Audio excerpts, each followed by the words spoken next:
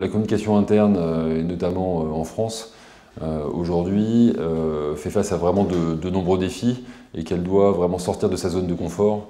Le métier a un très très bel avenir. J'ai presque envie de dire si, et seulement si, il arrive à se réinventer. Je pense que c'est un moment vraiment charnière. C'est à la fois un moment d'opportunité assez extraordinaire. C'est aussi un petit moment de danger.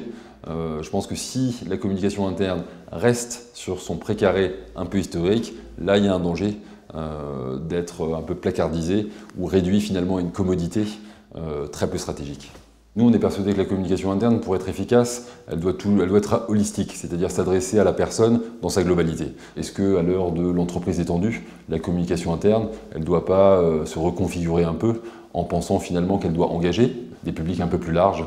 Est-ce qu'elle ne doit pas s'intéresser également à des gens qui sont freelance, à des gens qui sont partenaires, à des gens qui sont demain des alumni et qui pourraient venir continuer à contribuer au projet et au commun de l'entreprise? La loi Pacte et plus généralement cette vague qui est intéressante, qui est de réflexion des entreprises autour de leur raison d'être, est une opportunité formidable pour la communication interne. Ça fait des années qu'on tourne autour d'une idée qui est de donner une place plus stratégique finalement à la communication interne.